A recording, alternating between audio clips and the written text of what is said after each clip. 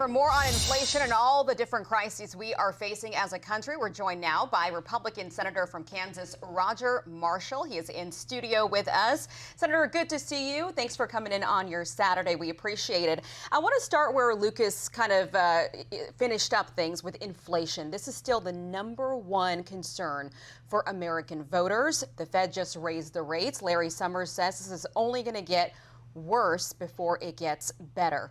So what is the Senate Republican plan to fight inflation? We saw Kevin McCarthy come out with his plan.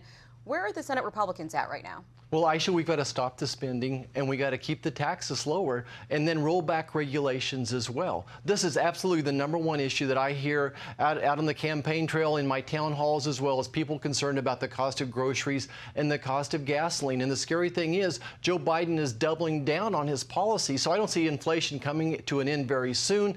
Energy always leads inflation. About a third of the inflation rate, which is quadrupled, we just saw that. A third of it is driven by energy, and this president is doubling down on his restraints on American energy. Will we see a plan, though, from Republicans in the Senate the same way that House Republicans have come out with one? Because right now, the White House continues to pick apart Senator Rick Scott's plan, which I know Leader McConnell is not completely in support of. Are we going to see a plan? Well, Aisha, I think certainly we were going to look at the future Speaker McCarthy's plan, and certainly I'm standing in line. We'll all be standing in line to get rid of 87,000 IRS agents. But beyond that, I think he outlines what we're for, very much so. But remember, this election is absolutely a referendum on Joe Biden. It's a referendum on his policies, and we need to tether those Democrat candidates to him. We need to keep the voters focused on this. This is going to be a referendum on the prices of gas and groceries, a referendum on the open border, and just a referendum on the economy, and lastly, a referendum on who controls our schools. So we'll see. Certainly he reflects many of the things that we're for: a strong economy, lowering inflation, secure borders, the basics of a strong economy. But just to put a button on this, will Senate Republicans release their own version of this commitment to America? Will we actually see a plan? Actually, I don't think that we have to write out a formal plan. I think you hear us talking about it every day, the things that we're for: a strong economy, a smaller government, a stronger military, standing up for our God-given constitutional rights and traditional American values like faith and family, education, hard work. I know Leader McCarthy has kind of put a warning out there to the House that we will not vote for this continuing resolution to fund the government if there is no border security a part of this deal. How do you feel about that? Is the government going to shut down on Friday? Well, it just may. This is more inflationary spending by Joe Biden, and I'm not for it. On top of the usual and customary spending of the federal government, which is too much, he wants another $40 or $50 billion. I certainly will use whatever leverage we can to get more funding to actually go in there and secure the border. Looks like there's going to be a test vote for Senator Manchin's permitting reform bill. Your thoughts on that? Do you support it?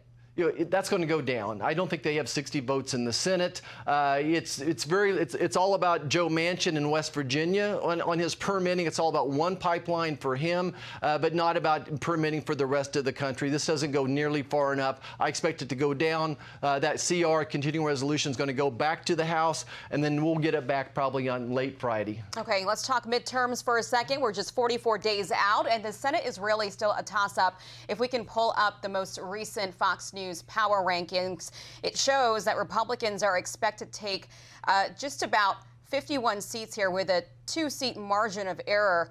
Shouldn't these be easy seats to pick up, considering the state of the country with where inflation is right now? Well, certainly in America, nothing is easy. It shouldn't be easy, but I'm very optimistic that we can get to 53.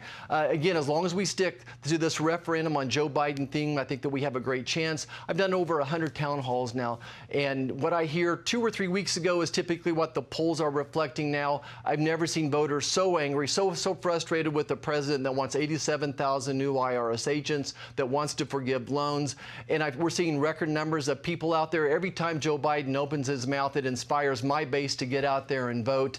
So we'll take 51, we'll take 53. And the polls are moving in the right direction. Privately, I know Senate leadership has at least told me that they are very concerned about these states where they need to hold the ground rather than flip the seat. What states are you worried about the most? Well, I don't know. I'm worried about any of them. I think we have great candidates. I feel very confident in Ohio and North Carolina.